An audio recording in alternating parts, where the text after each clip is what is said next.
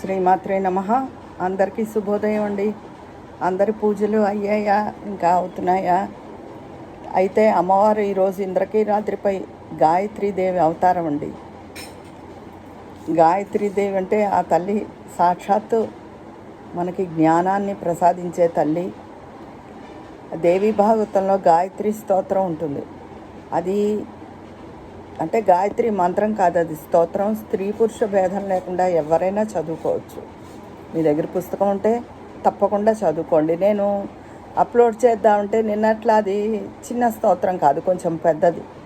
అది ఇబ్బంది అవుతుంది మీకు చదువుకుందుకు, నాకు అప్లోడ్కి కూడా అని నేను చెయ్యలేదు. అయితే ఈరోజు నేను నిన్న చెప్పాను కదా, నవమాధ్యాయం చదువుకుంటే చాలా మంచిదని దేవీ భాగవతంలో. అందులో ఉండేదేనండి మంగళచండికా దేవి స్తోత్రం. అది నేను చాలాసార్లు కమ్యూనిటీలో పోస్ట్ చేశాను. మంగళచండికా దేవి స్తోత్రం కూడా ఈరోజు తప్పకుండా చదువుకోండి అందరూ. అయితే ఈరోజు మానసాదేవి గురించి చెప్తున్నాను అండి. ఇది కూడా నవమాధ్యాయంలో ఉంటుంది.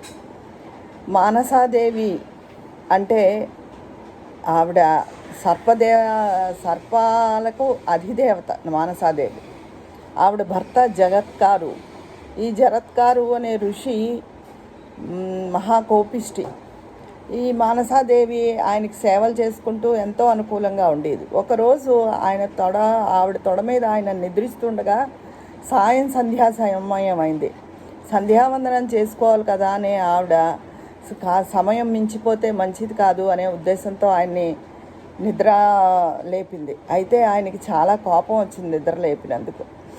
నేను ఆవిడని వదిలి వెళ్ళిపోతుంటే, అదేమిటి స్వామి, కనీసం బిడ్డలైనా లేరు, నన్ను వదిలి వెళ్ళిపోతారా అని ఆవిడ బాధపడితే, సద్యోగర్భాన్ని అంటే ఆవిడ గర్భం మీద మంత్రం చల్లి గర్భం నిమిరితే ఆవిడకి ఆస్తికుడు అనే మహాపురుషుడు జన్మించాడు. ఈవిడ ఆయన వెళ్ళిపోయాడు అడవికి. ఈవిడ శివుని ఆశ్రయించి ఆయన వద్ద ఉంది. సాక్షాత్ అమ్మవారే ఆవిడకి పురుడు పోసి ఆస్తికునికి జన్మనిచ్చింది. శివుడు తనకి ఆ బాలునికి ఆ పేరు పెట్టి ఎన్నోతో జ్ఞానాన్ని నేర్పించాడు.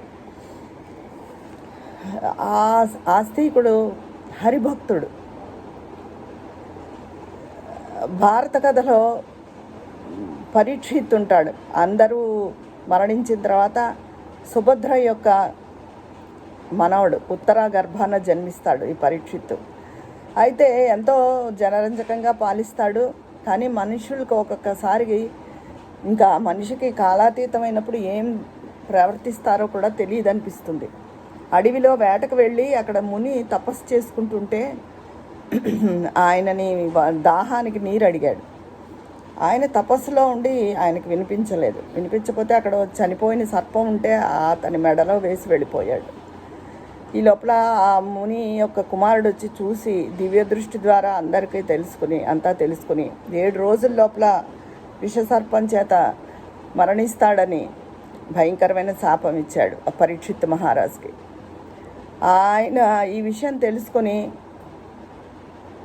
చేయవలసిన దాన ధర్మాలు అన్నీ చేసి ఒక ఒంటి స్తంభం మేడ ఏర్పాటు చేసుకుని అందులో నివాసం ఉండసాగాడు. కానీ ఆయన తినే ఫలంలో ఈ సర్పం ప్రవేశించి చిన్న కీటక రూపంలో ప్రవేశించి ఆయన్ని కాటు వేసి చంపివేసింది. తక్షకుడు ఆ సర్పం పేరు. అయితే ఆయన కుమారుడు జనమేజయుడు ఈ విషయం తెలుసుకుని సర్పాల మీద కోపం తెచ్చుకుని తన తండ్రి మరణానికి కారణమయ్యారని మునులందరినీ పిలిచి పెద్ద యజ్ఞం తలపెట్టాడు. ఎక్కడెక్కడ సర్పాలు వచ్చి ఆ హోమగుండంలో పడిపోతున్నాయి. ఈ విషయం తెలుసుకుని తక్షకుడు ఇంద్రుణ్ణి శరణు వేడాడు. అది తెలిసి మునులు ఇంద్రాయ స్వాహ అని ఇంద్రుడితో సహా వచ్చి హోమగుండంలో పడేలాగా మంత్రాలు చదవడం మొదలెట్టారు. అప్పుడు అందరూ చెప్పారు, అస్తికుణ్ణి తల్లి మానసాదేవి, ఆవిడ సర్పాలకు అధిదేవత కదా, అస్తికుడిని ప్రార్థించండి, మానసాదేవిని ప్రార్థించండి అని చెప్తే వారు వెళ్ళి మానసాదేవిని ప్రార్థిస్తే ఆవిడ తన కుమారుడు అస్తికుణ్ణి ఆ జనమేజయుని వద్దకు రాయబారం పంపింది. ఆ జనమేజయుడు ఈ బాలుని చూసి ముచ్చటబడి మీకేం కావాలో వరం కోరుకోండి స్వామి అంటే, నువ్వు తక్షణం ఈ యాగాన్ని నిలిపివేయి అన్నాడు. ఇచ్చిన మాట ప్రకారం ఆయన నిలిపివేసి తక్షకుడు ఇంద్రుడి ప్రాణాలు ఇద్దరే కాపాడాడు. ఇంద్రుడు మానసాదేవిని ఎన్నో విధాల స్తుతించి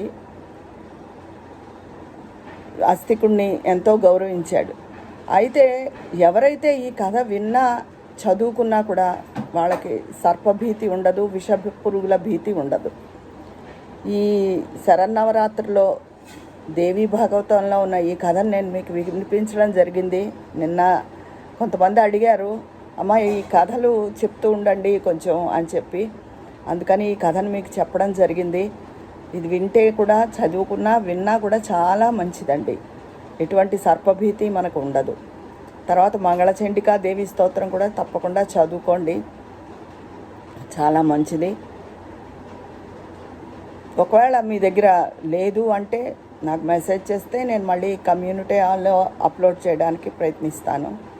ఇదండి ఈరోజు నేను చెప్పే విశేషం.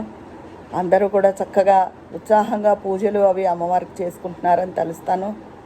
అందరూ ఈ శరన్నవరాత్రిలో అమ్మవారిని ప్రార్థించి మీ అభిష్టాలు నెరవేరాలని కోరుకుంటున్నాను. ఉంటాను మరి. మీ అభిప్రాయాలు కామెంట్ బాక్స్లో తెలియజేయండి. అక్కడ మాట్లాడుకుందామా మరి? మీ స్నేహితురాలు విజయ పన్నాల.